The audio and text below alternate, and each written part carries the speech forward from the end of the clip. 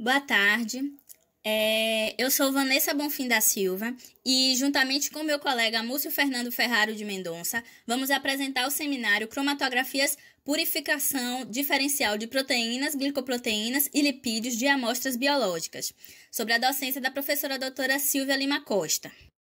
Bem, a cromatografia ela é uma separação diferencial dos componentes de uma amostra entre uma fase móvel e uma fase estacionária. A fase móvel ela é composta por partículas esféricas de um material insolúvel empacotado em uma coluna, enquanto a fase móvel é uma fase que é a mistura, que é introduzida na coluna e forçada a migrar as amostras, através dessa coluna. As substâncias que possuem maior atração pela fase móvel irão migrar de forma diferenciada das que têm maior afinidade pela fase estacionária. Então, ela baseia-se nas características das substâncias que se espera se diferenciar. A cromatografia ela pode ser colunar ou planar, sendo a planar distribuída entre centrífuga, cromatografia de camada delgada e cromatografia em papel. Já a colunar, ela pode ser líquida, cromatografia supercrítica ou gasosa. Nós vamos focar na cromatografia líquida, a qual pode ser distribuída entre a clássica, que são diversos tipos, e a cromatografia líquida de alta eficiência, a CLY. Quando falamos da fase estacionária, a fase estacionária ela pode ser composta de sólidos ou líquidos. Quando os compostos são sólidos, essas substâncias elas são absorventes, tais como sílica, carvão ativo, que se encontram empacotadas em uma coluna, a qual é atravessada pela fase móvel. O processo de separação se dá pelo fenômeno de absorção. Já quando o composto é líquido, da fase estacionária, ele é denominado de película delgada e o processo de separação se dá por partição. Aqui nessa figura, exemplificado uma coluna contendo uma fase estacionária, em que uma amostra é colocada e em seguida o reagente, que vem a ser um eluente, a fase móvel. E conforme a afinidade dessa amostra, ou pelo eluente ou pela fase estacionária, ela vai migrar.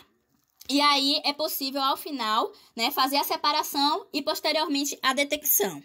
Já quando falamos da fase móvel, que é o eluente, emprega-se geralmente uma mistura de alguns solventes, como por exemplo metanol, acetonitrila ou até mesmo a água, Ele, quando emprega-se uma quantidade, uma mistura de solventes, disse que ele é um gradiente.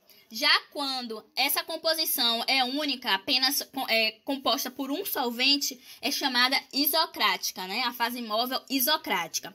Ela sofre a influência de alguns parâmetros. Ela tem que possuir esses parâmetros, no caso, a substância que eu vou utilizar como fase móvel, tem que ter um grau de pureza, elevado, para que não ocorra nenhuma interferência por alguma impureza, alguma mistura que eu desconheça dentro desse solvente, Tem que ter baixa viscosidade para facilitar a eluição, então ela não pode ser muito viscosa, Tem que ter uma dissolução da amostra sem perda dos componentes, então a interação, por exemplo, com a fase estacionária, e com isso eu não consegui separar adequadamente, então ela tem que permitir uma dissolução completa, mas que sem ocorra perda desses compostos que eu quero separar. E tem que ter uma polaridade adequada para a realização da separação dos componentes da amostra.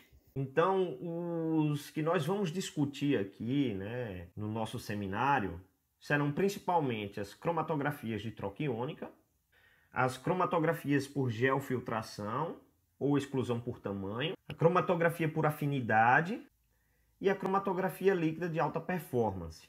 Tá? Então, serão as 4 principais cromatografias que nós vamos detalhar nos próximos slides.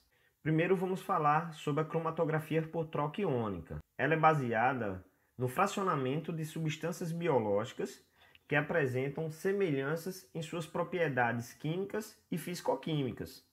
Então, esse método de fracionamento ele vai ser baseado na fixação de substâncias carregadas a um suporte que contém uma carga oposta.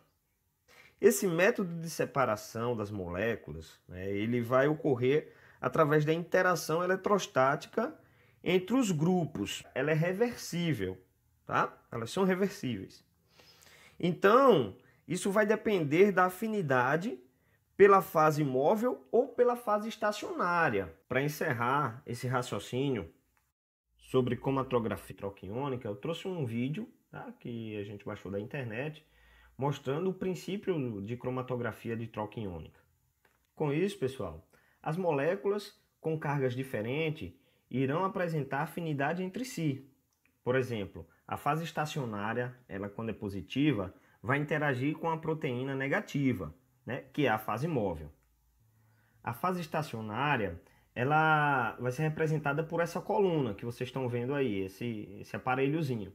Então, ocorrerá, né, algumas etapas da cromatografia de troca iônica nessa fase estacionária, que é o equilíbrio, né? Também a aplicação a aplicação da amostra e a lavagem da amostra, a eluição e, por fim, a regeneração. Bem, o equilíbrio ele vai ocorrer no início de cada ciclo, tá? De cada lavagem, devido à presença de um tampão, né, que está correndo aí na fase móvel. Em seguida, nós temos a fase de aplicação da amostra e a lavagem, né? Que é a etapa onde um pool de proteínas vai ser adicionado, né? Um pool de proteínas com cargas negativas bastante variadas irão interagir com a fase estacionária, né? Ou fase imóvel, também pode ser dita, certo, pessoal? Então, observem que as proteínas com cargas negativas elevadas 3 vezes, elas interagem mais rápido, ou seja, mais fortemente do que as que têm carga negativa elevada 2 vezes. E que, por sua vez, né, ela vai interagir mais forte do que as proteínas de carga negativa apenas. Então, no final desta etapa, observem no cromatograma que o adsorvente está totalmente ligado. E com isso, dá-se o início da fase de eluição. A eluição ela vai iniciar com a adição dos gradientes iônicos, que irão realizar a separação das proteínas que tiveram menor interação com a sílica, né, que é a fase estacionária. Com isso, o cromatograma irá apresentar o primeiro pico. Observem aqui, indicando que aquela proteína já foi eluída, ou seja, já foi eliminada. Em seguida, o segundo pico, ele representa o segundo grupo de proteínas que apresentaram carga negativa elevada 2 vezes e estão sendo eluídas e separadas para que a gente possa utilizar futuramente. Já o terceiro pico, as proteínas de carga negativa elevada 3 vezes serão eluídas e, por fim, um pequeno pico é mostrado no cromatograma, indicando a separação da proteína pura.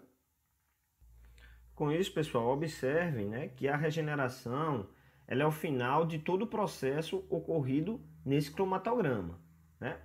Onde, após recolocada a solução tampão, os gradientes iônicos serão removidos e essa coluna poderá ser reutilizada em outras amostras. A segunda cromatografia que vamos estudar no dia de hoje é a cromatografia por geofiltração ou exclusão por tamanho. Ela é um método, né? Uma metodologia de cromatografia que separa as proteínas de acordo com o seu peso, né? Ou com o seu tamanho, ou seja, de acordo com o seu peso molecular. As proteínas, quando elas são grandes, elas emergem numa coluna mais cedo do que as proteínas menores. Agora, por que será que isso acontece, né? Porque a fase sólida, ou seja, aquela fase estacionária, né, ela consiste de grânulos de polímeros reticulados, né? Esses grânulos eles apresentam poros ou cavidades, né, que serão projetados como um labirinto, tá? E assim, só pode entrar nesse labirinto as proteínas de um determinado tamanho, que no caso pode ser utilizado uma porosidade de uma proteína de 50 kilodaltons, né? Então vai ser uma porosidade pequena. Então, por exemplo, uma proteína de 200 kilodaltons ela não consegue penetrar nessas porosidades. Então essas moléculas grandes, né, elas vão ser separadas primeiramente. Por quê? Porque vai correr mais rapidamente pela coluna, porque ela não vai ter esses labirintos fazendo com que o seu movimento seja retardado durante a passagem pela fase estacionária. E qual a influência disso, né? Então, a influência é fazer com que tenha uma partícula com uma excelente estabilidade, rigidez, o tamanho dessa partícula, né? Distribuição dos polos e a inércia química são fundamentais para que isso ocorra. Então, como vocês podem ver, aqui está representado, né, um esquema de cromatografia por geofiltração. Aqui, nessa região, tá, nós vamos ter uma mistura de proteínas, certo? Que vai ser adicionada na coluna, que na sua fase estacionária, na coluna, apresenta-se alguns grânulos de polímeros porosos, tá, que está representado aqui em maximizado. Então, as proteínas grandes, elas irão correr, ó, aqui por fora, representado do verdinho, certo?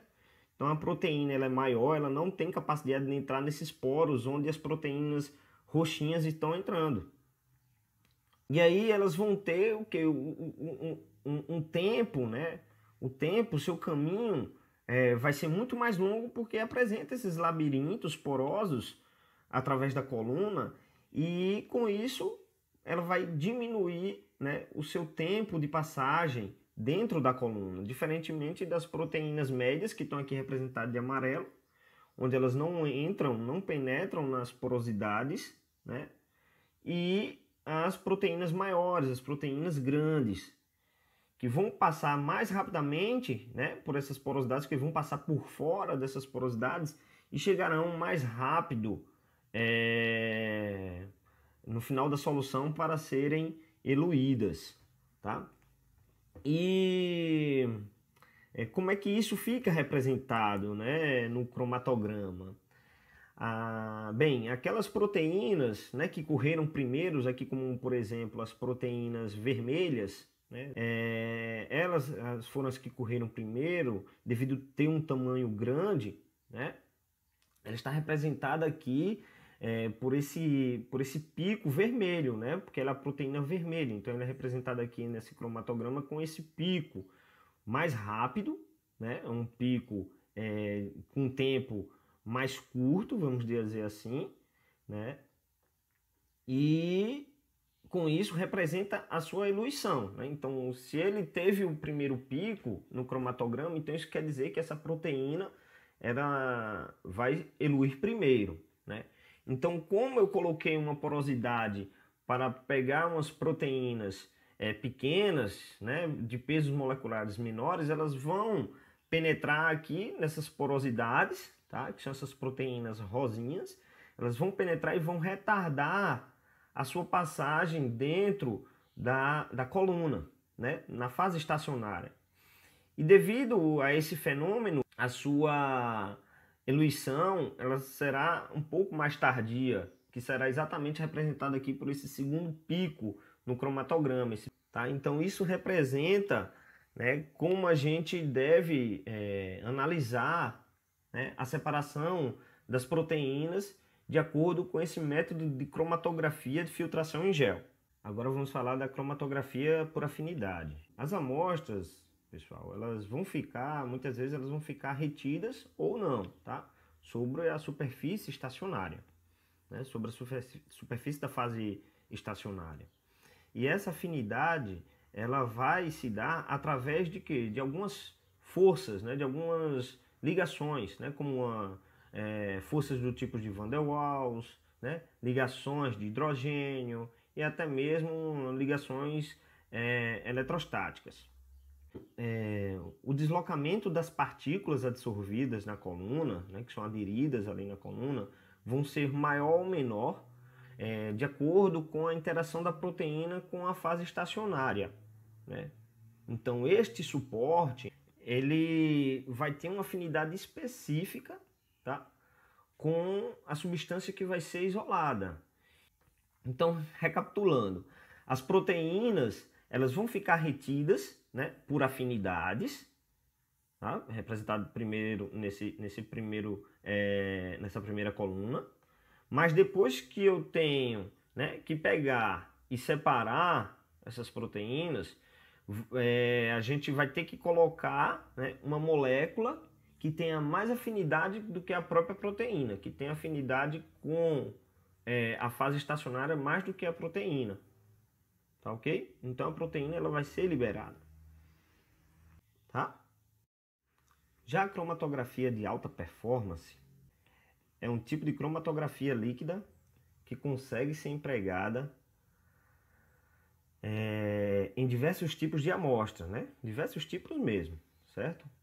Seja água, alimento, solo, sangue, urina.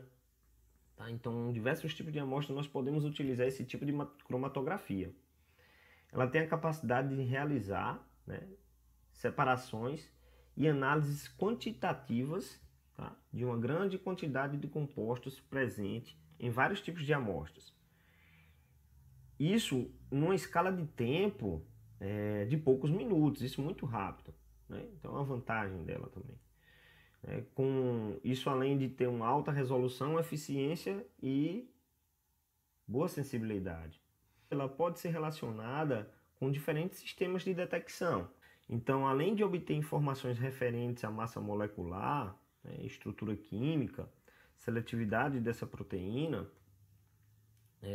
eu posso utilizar ela conjuntamente, né? Isso porque o espectrofotômetro de massa ele vai poder me proporcionar uma informação sobre a massa molar. O seu princípio está relacionado à afinidade, igual àquela cromatografia que a gente viu anteriormente. Porém, ela é um sistema bem mais, né, rebuscado, um sistema bem mais refinado. Observe aqui que esse cromatografia ela é composta por um reservatório, né, que inicia a fase móvel, aqui o solvente, né, que vai estar correndo, né? Temos uma bomba, né, para fazer com que seja bombeado os eluentes. Temos um injetor, né, onde eu vou adicionar, né, onde o técnico ele vai adicionar a amostra que quer separar, né? E com isso a coluna que está aqui em horizontal, dessa forma, não está mais na vertical, ela é onde as amostras vão correr e encontrar os componentes da fase estacionária, certo? Que vai se ligar a esse produto e fica sendo retido. Então essa coluna ela é diferenciada para ter uma performance, né, vamos dizer assim, melhor de separação, por ser mais sensível. Então ela tem que estar ligada a um sistema detector para ser mais sensível, né, para ter essas características. Então, para podermos enxergar um comprimento de onda ultravioleta, por exemplo, um comprimento de onda de fluorescência, que são luzes que nós não conseguimos enxergar o olho nu, né? Então é preciso ter esse detector. Então, porém, né, o que é mais utilizado como detector é o espectrofotômetro de massa, né, como a gente comentou no slide anterior. Né. O que ela enxergou vai passar para o computador, ou seja, o detector vai observar e emitir o sinal para o sistema de aquisição e registro de dados. Agora eu vou apresentar um protocolo comercial, né, publicado pela Thermo-Scientific, né, que ela é da Thermo Fisher, em que foram feita uma análise de aminoácidos de uma cultura de células mamárias, né, por cromatografia líquida, com detecção por fluorescência ultravioleta e derivação com esse composto que é o 6-aminoquinolil N-hidroxisuccinil midil carbamato. Para simplificar, eu vou chamar esse composto de carbamato. Bem, inicialmente temos a preparação dos padrões e amostras, em que os padrões, eles são as substâncias, né, que eu quero avaliar, mas aquelas que já estão determinadas, separadas e determinadas. Nesse caso aqui, os padrões são padrões de aminoácido, em que eu preciso ter uma substância que é conhecida, o seu perfil cromatográfico, né? E que aí eu vou comparar a amostra que estiver correndo com esse padrão para saber se aquele pico, aquela corrida está identificando aquele respectivo aminoácido. Então, aqui é demonstrado os aminoácidos, né, que foram os padrões dos aminoácidos que foram utilizados, né, e pesquisados, o seu peso molecular, não é, volume, concentração, né, que é a sua solução, no caso aqui são as soluções de estoque e a forma como são armazenados. E em seguida, a preparação dos padrões de aminoácidos suplementados, né, que eles vão ter uma concentração final de 250 pmol por microlitro para esse protocolo. Então, é necessário fazer a preparação desses padrões para que posteriormente eu possa comparar com as amostras que vão ser analisadas e assim determinar os aminoácidos, o perfil dos aminoácidos que estão sendo pesquisados. Bem, em seguida, tem-se a derivação da pré-coluna e a preparação dos eluentes. A etapa de derivação da pré-coluna consiste na formação de outros compostos a partir de para tornar a coluna mais atrativa, aquela substância que eu queira separar, né? Atrair e, consequentemente, separar. Nesse caso, aos aminoácidos. Então, o carbamato, que seria a substância a ser derivada, ele vai passar por uma série de reações para formar outros compostos que vão tornar essa coluna mais atrativa aos aminoácidos que eu desejo separar. Posteriormente, tem-se a preparação dos eluentes. Neste caso, foram utilizados o formato de amônio num pH adequado de 2,9. Então, foi diluída uma quantidade adequada, né, do formato de amônio, nesse caso 3,153 gramas em 900 ml de água. E foi aferido o pH com ácido fórmico. E o outro composto, né, o outro eluente, foi a acetonitrila. Aqui nesse slide, eu trago a reação da formação a partir do reagente, que neste caso é o carbamato, em outros aminoácidos, né, aminoácidos derivados desse carbamato, que vão permitir com que a coluna se torne mais atraente para os outros aminoácidos. Então, vai ser uma reação mais por afinidade. E então, aqueles aminoácidos que têm mais afinidades por essa coluna, né, eles vão ficar mais retidos, enquanto os outros vão correr juntamente com o eluente. Então, essa reação aqui mostra essa derivação. Várias reações químicas que vão formar vários outros compostos e que vão tornar essa coluna mais atrativa. Já em relação às condições cromatográficas e os testes analíticos, né? Este protocolo, ele traz as seguintes condições cromatográficas, que é, no caso, uma bomba para a ejeção, né, do eluente, né? Uma taxa de fluxo, que nesse caso a taxa de fluxo foi de 0,650 ml por minuto. A coluna, em que foi utilizada uma coluna específica da Thermoscientific, né? A fase móvel utilizada, que foi o formato de amônio em pH 2,9 e acetonitrila. E um gradiente, né? Uma substância gradiente em que vai se aumentando, né, o percentual dessa substância ao longo da corrida. Nesse caso, o percentual gradiente foi a acetonitrila, né, que foi utilizada como gradiente. A temperatura da coluna foi 45 graus Celsius, né, e o volume de ejeção foi 1 microlitros. O sistema de detecção foi ultravioleta e, comparativamente, a fluorescência, né, e este foi todas as condições cromatográficas apresentadas nesse protocolo para ser realizada a corrida no cromatógrafo. Aqui agora são trazidos os resultados desse processo de eluição, né, pela cromatografia líquida. Então, pôde-se perceber que os aminoácidos eles foram separados e foram identificados a partir dos picos observados no cromatograma. E o que se pode tirar desse cromatograma, né, é que foi necessário, neste caso, os dois sistemas de detecção, o de fluorescência em azul e ultravioleta em vermelho. Porque alguns aminoácidos detectados no sistema de fluorescência, como por exemplo esses aminoácidos iniciais, serina, arginina, glicina, asparagina, eles tiveram um alto pico na fluorescência, mas em compensação na ultravioleta eles tiveram um pico bem pequeno, né? Eles puderam ser identificados, mas a fluorescência ele consegue trazer uma detecção melhor. Já em relação ao triptofano, o último aminoácido apresentado no cromatograma, Ele possui, ele não apresentou uma detecção na fluorescência, né? Contudo, ele apresentou na ultravioleta. Então, por isso que muitas vezes você precisa conhecer a amostra e o sistema de detecção para saber se realmente ela vai ser detectada ao final do processo, porque senão todo o processo, né, pode ser perdido porque ao final a amostra não conseguiu ser detectada. Então, aqui tem-se os aminoácidos que seriam os aminoácidos, né? A diferença desses aminoácidos pela sua polaridade.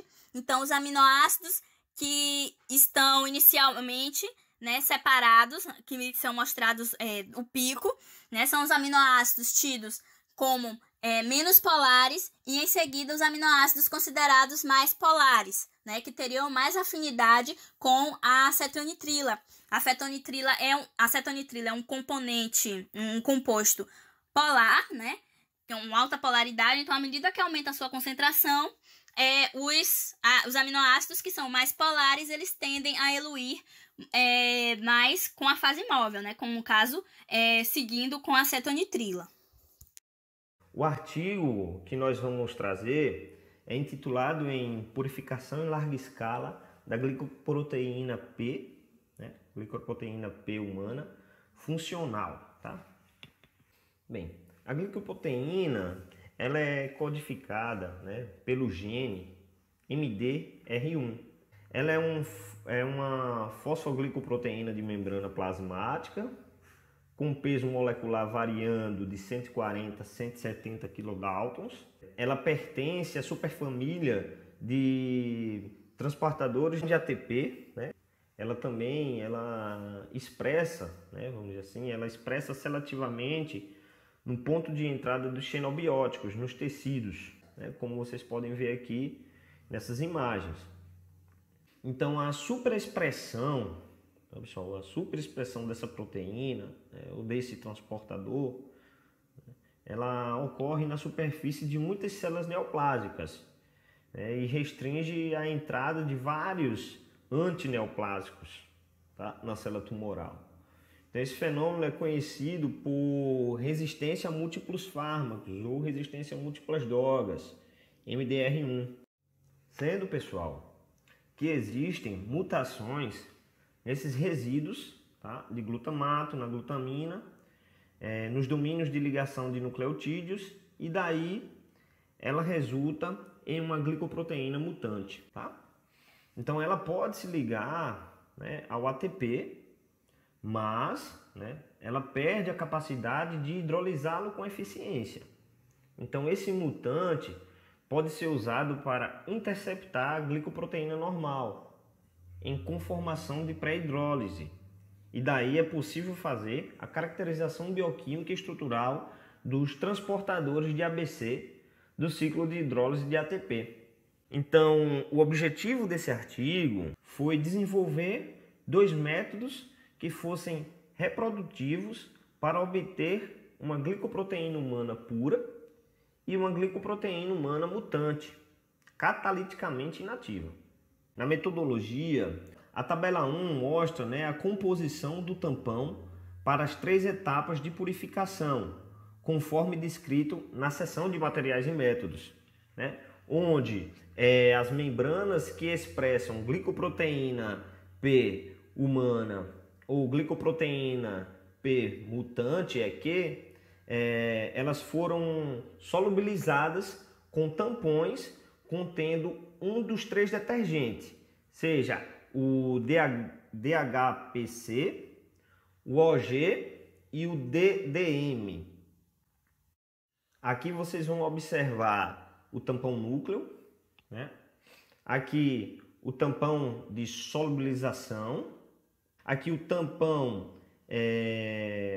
vamos dizer assim, que é a cromatografia de afinidade metálica imobilizada, né? IMAC, né? Que utilizou o que? A resina Talon, tá? E utilizou também a resina NiNTA, tá? Que é o que? O tampão de ligação.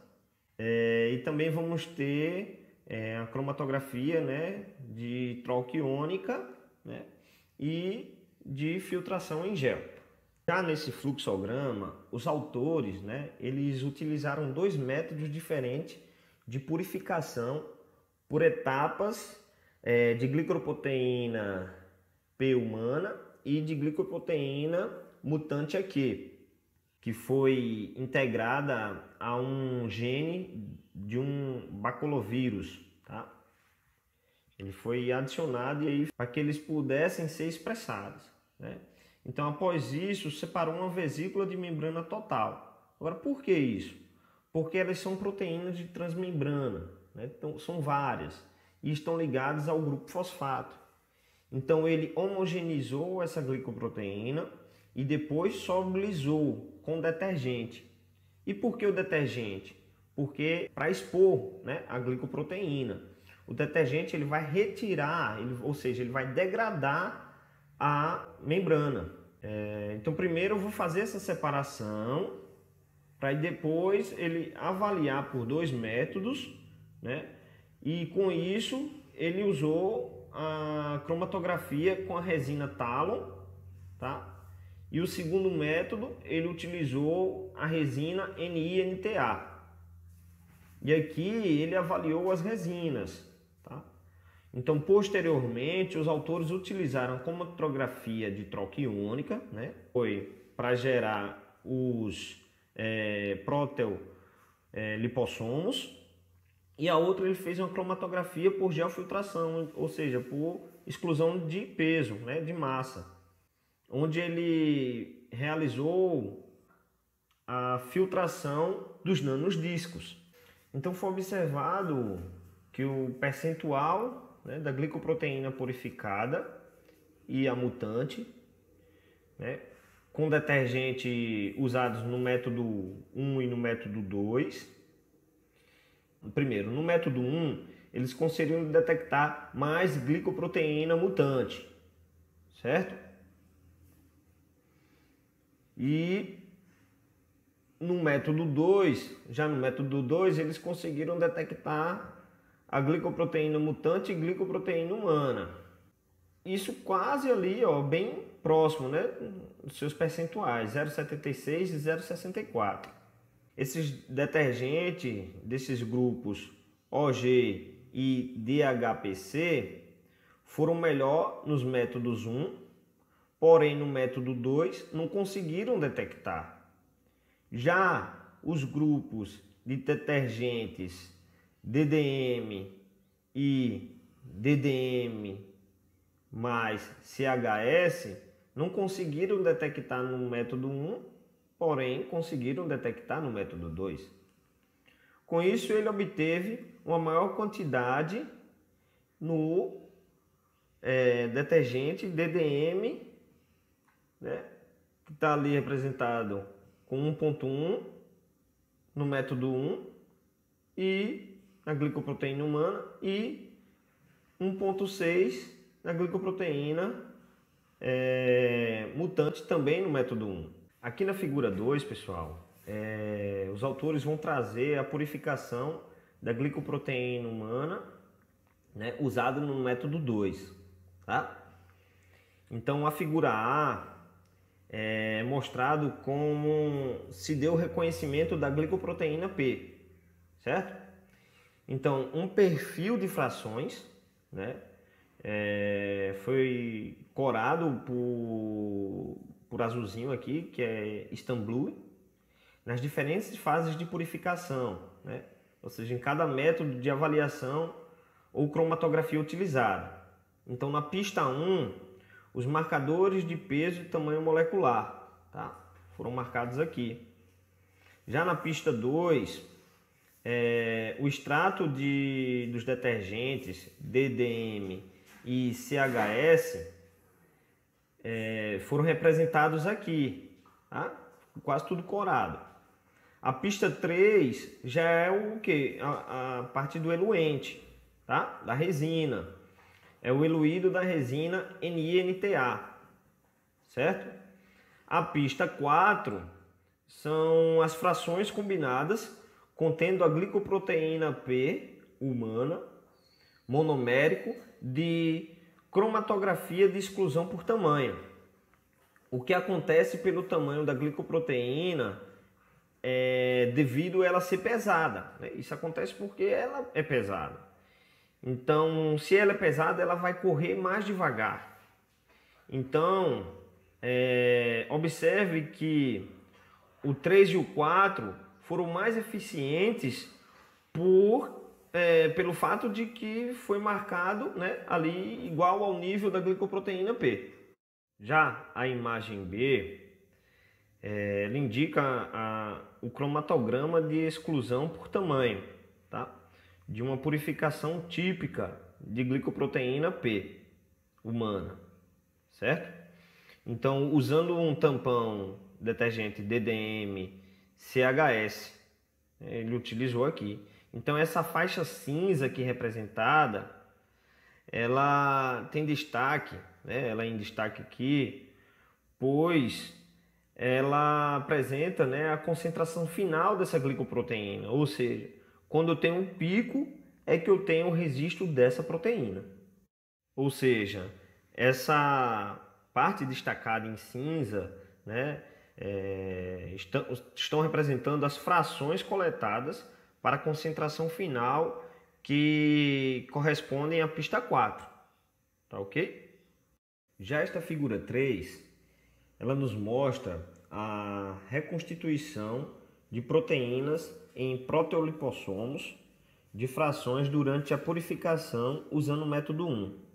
Aqui na imagem A, observem o perfil corado com prata de frações coletadas, né, usando purificação do método 1, após reconstrução de proteolisossomos. A pista 1, vamos ter os marcadores, né, de peso molecular. Já na pista 2, o extrato do detergente DHPC, reconstituído em proteolipossomos. A pista 3 apresenta proteolipossomos contendo glicoproteínas eluído da resina Talon. E a pista 4, né, também marca os proteolipossomos contendo um fluxo através da amostra de cromatografia de troca iônica. A imagem B mostra que a atividade de ATPase das vesículas de membrana total, em comparação aos proteolisossomas, feito no extrato desse detergente, de DHPC. E também o eluto de imidazol, tá? Esse Talon aí, que é essa resina. Ou até através do fluxo da coluna de troca dessa troca iônica, né, que foi realizada nesse teste. O que isso quer dizer, né? Para simplificar, significa que a análise de glicoproteína da ATPase, ela vai estar, né, quando a glicoproteína transportador de ATP tiver presente, né? Então a ATPase juntamente ela vai servir, né, para degradar o ATP em ADP.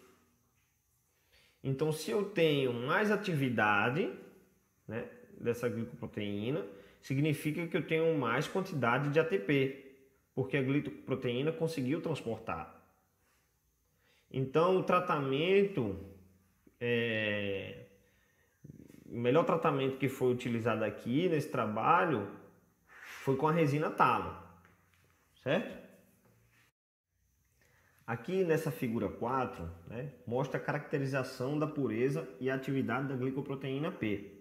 Aqui na legenda, observem que em cinza vai ser a atividade da ATPase basal, e em preto a atividade da ATPase na presença de tariquidar, né, que é um inibidor já conhecido de glicoproteína P, né, tipo um cofator, né? Então, assim, essa figura traz, né, a atividade da ATPase de glicoproteína P em vesículas de membrana, tá? Tanto micelas de detergente e nanodiscos, na ausência ou presença desse tariquidar. Então, as colunas 1 e 2, né? Ele apresenta as membranas totais com e sem a presença do tariquidar, né? Então, mostrando que com a presença ele reagiu menos. E sem a presença, então a antepase basal foi maior. Já na coluna 3 e 4, observem que a glicoproteína em micelas, né, DDM, que é o tampão de ligação aí, né, ele apresentou, quando teve a presença do tariquidar, teve uma maior concentração, né, em comparação a sem a presença, né, em relação à atividade da tepase. Já nas colunas 5 e 6, observem que a glicoproteína, também em micelas DDM, sendo que aqui tem a presença do CHS, que é outro detergente, né, um tampão de eluição, ele mostra que a presença do tariquidar também faz com que a atividade de atepase seja mais elevada. Já na coluna 7 e 8, apresenta as glicoproteínas em nanosdiscos. E as colunas 9 e 10, também glicoproteínas em nanosdiscos, reconstruídas a partir de proteína em micelas. Porém, além do DDM, também foi adicionado o CHS como tampão de eluição. E mostra que sem a presença, né, do tariquidar, a atividade da tepase ela foi maior na sua atividade basal, certo? Então a atividade basal da glicoproteína P em micelas detergentes foi geralmente menor do que atividades em nanodiscos, né? Curiosamente, a adição do CHS, né, desse detergente extra que foi adicionado, aumentou a atividade da glicoproteína em micelas detergentes de nanosdiscos, lá na coluna 9, né? Com variedade 10 vezes maior quando comparado com aqueles feitos com a glicoproteína purificada apenas com DDM. Os autores mostram nessa figura que o tamanho da Cefadex que eles utilizaram foi eficiente para purificar a glicoproteína P humana, tá? Então, tanto na presença quanto na ausência da ciclosporina. Ou seja, essa glicoproteína humana purificada não se diferencia tanto na ausência como na presença da ciclosporina A. Isso pelo fato de apresentar um tamanho, né, ou seja, o seu peso molecular é elevado. Então, a cromatografia de geofiltração ou de exclusão por tamanho de Cefadex 200, ou seja, de tamanho 200, de poro 200, ele detectou a glicoproteína de tamanho grande e conseguiu separar, né? Conseguiu ser separada, e com isso a avaliação do percentual obtido foi grande. Então, sendo esse primeiro pico de proteína monomérica e o segundo pico de proteína multimérica. Como conclusão, eles relataram, né, um método de purificação em larga escala altamente reprodutível para purificar tanto glicoproteína P humana quanto glicoproteína P mutante EQ, sendo revelada em um sistema de expressão em células de inseto contendo o baculovírus. E a preparação, né, homogênea da glicoproteína P após a sua reconstituição em nanosdiscos ou proteolisossomos estão sendo usados atualmente para estudos bioquímicos, biofísicos e estruturais. Ou seja, ambas podem ser utilizadas, desde que, no caso, o proteolisossomo possa ser usada para uma atividade de atepase na presença do tariquidar, tá? Que é o inibidor lá da glicoproteína já conhecida, e dos nanodiscos, desde que sejam utilizados a atividade de atepase basal. Agora eu trago para vocês o segundo artigo, né, voltado para esse tema, que foi publicado na Journal of Chromatography A, né? E ele foi intitulado Análise lipidômicas de amostras biológicas, uma comparação da cromatografia líquida, da cromatografia de fluido supercrítica e de métodos de espectrometria de massa de infusão direta. Bom, a lipidômica é um ramo da metabolômica destinado à análise de espécies lipídicas, né, e suas funções no organismo. E existe uma metodologia que é a espectrometria em massa por infusão direta, né, que ela representa um dos métodos analíticos eficientes para essa análise, contudo ela não tem nenhuma etapa de preparação. Ela é amplamente utilizada em grandes conjuntos de amostra, né, por possuir um alto rendimento e ser de fácil automatização em sistemas robóticos.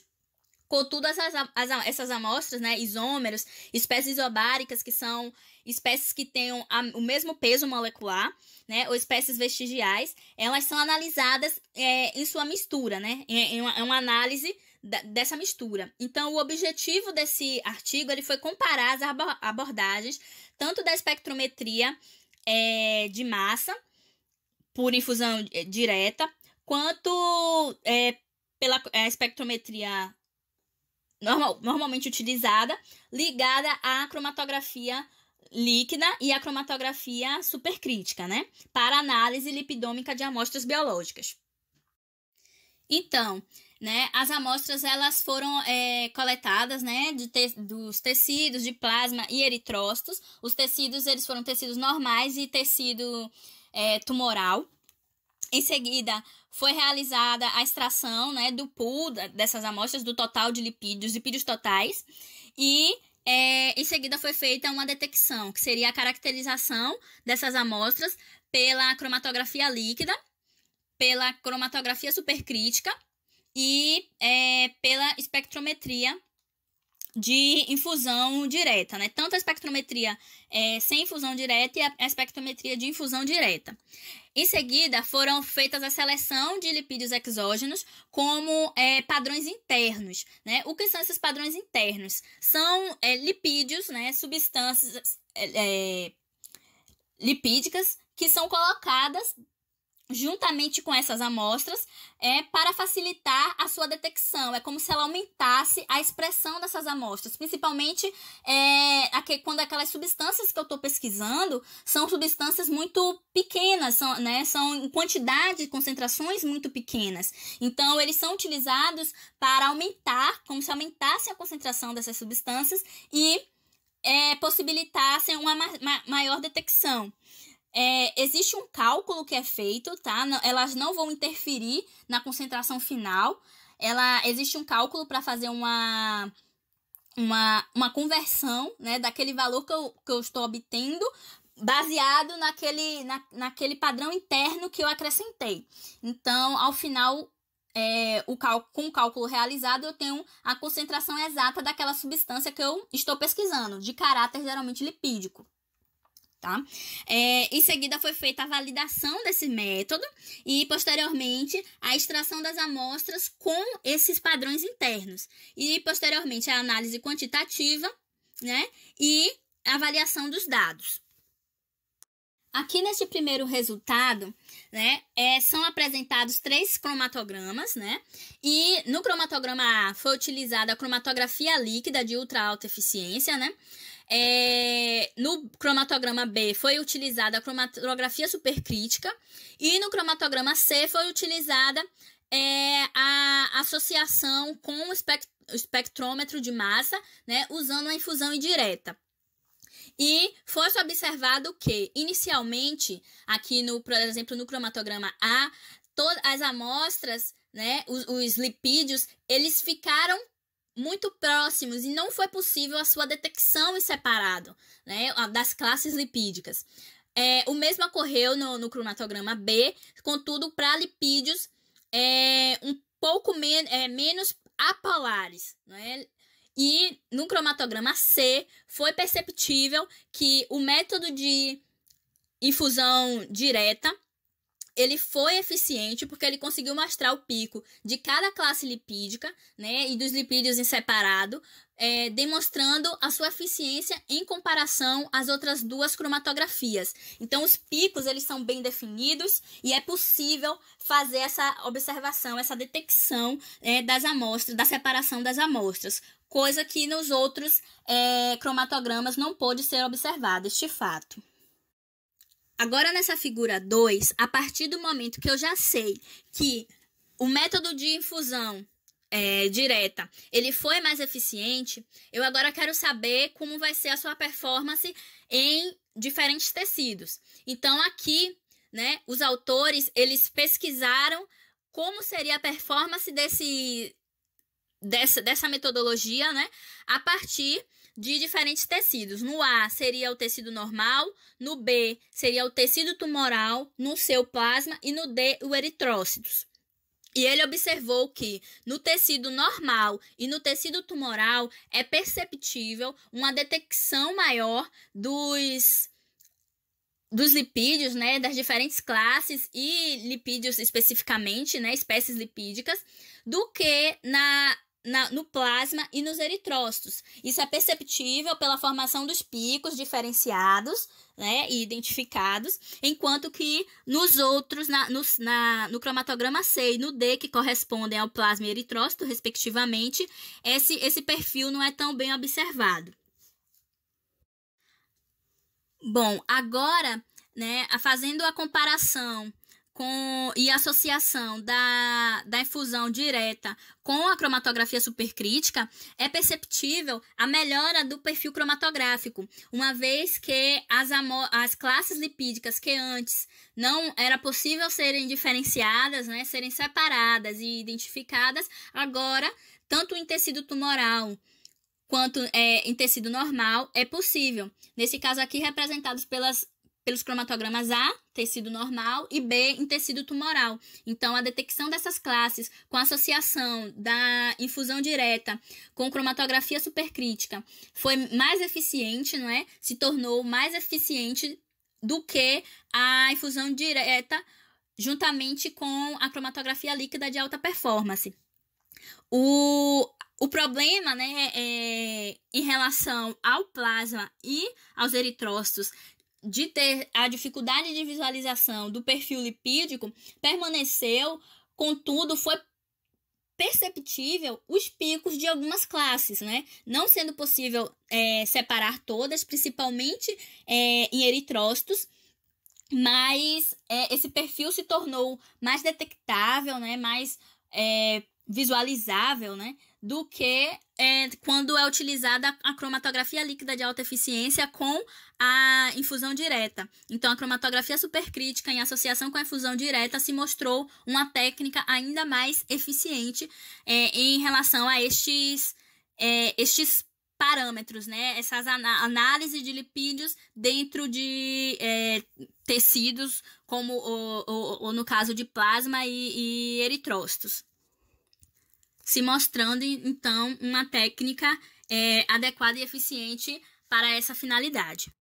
Então, os autores quiseram, né, objetivaram agora saber se em cada tecido desses, todas as metodologias, então, comparadas, a cromatografia líquida de alta eficiência, a cromatografia supercrítica e a infusão direta, teriam uma diferença de performance nesses diferentes tecidos. Então, eles fizeram a análise, né, para as diferentes classes lipídicas e observaram que o método de infusão indireta ainda foi o método que melhor detectou essas classes lipídicas, né, apresentando o maior número, né, conseguiu detectar um maior número de classes. Então, foi o método que teve a melhor performance dentre os métodos aqui, então, comparados e apresentados nesse artigo.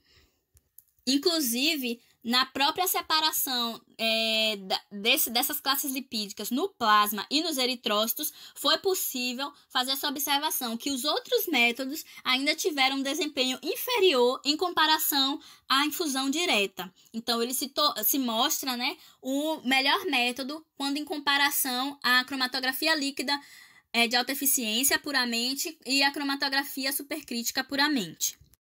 Aqui na tabela, então, são apresentados alguns dos parâmetros, né, dos diferentes métodos avaliados, que foi a cromatografia líquida de alta eficiência, a cromatografia supercrítica e a infusão, o método de infusão direto. E foi perceptível que o método de difusão direto teve um tempo maior, o tempo do método também foi maior, só que ele possibilitou uma maior identificação tanto das classes como das espécies lipídicas, não é? Em maior número. Na verdade, a cromatografia supercrítica apresentou um maior número de espécies lipídicas, né, detectadas, mas o conjunto total, tanto de espécies quanto classes, foi apresentado um perfil melhor pela infusão, o método de infusão direta. O volume de injeção da amostra, que neste caso se mostrou muito superior na infusão direta do que nas cromatografias de alta eficiência e da supercrítica. Isso significa que eu precisei de 50 vezes um volume maior, né, de amostras do que seria necessário nas cromatografias de alta eficiência e na supercrítica. Então, o método de infusão direta, ele é eficiente, ele possui uma taxa de fluxo menor e um consumo de solvente orgânico muito menor comparado às outras metodologias.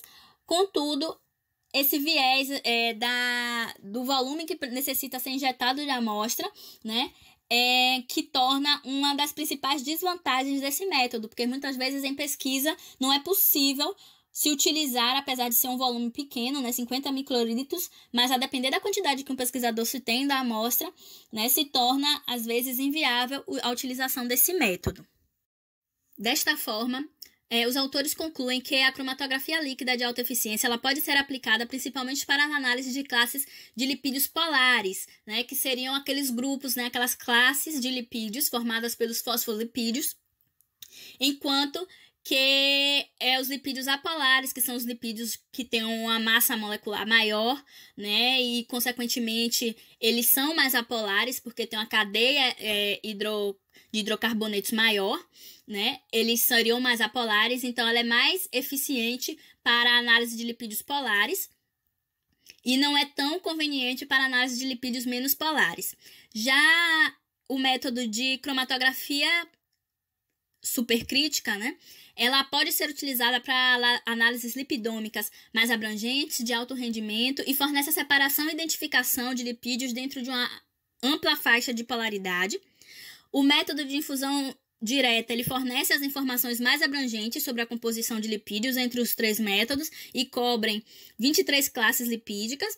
Por outro lado, ele não é um método que permite a identificação de espécies isobáricas, que seriam aquelas espécies que têm o mesmo peso molecular, né? Que seriam aqueles picos que não foram possíveis ser identificados os lipídios, né? Então, eles provavelmente tinham mesmo peso molecular e, com isso, não foi possível essa separação e identificação, né?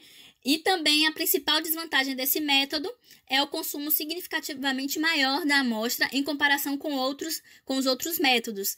Ele é um método eficiente, contudo, ele ainda necessita de uma quantidade muito grande de amostra que muitas vezes em pesquisa isso seria inviável. Assim, obrigada. Eu e Múcio agradecemos a atenção de todos.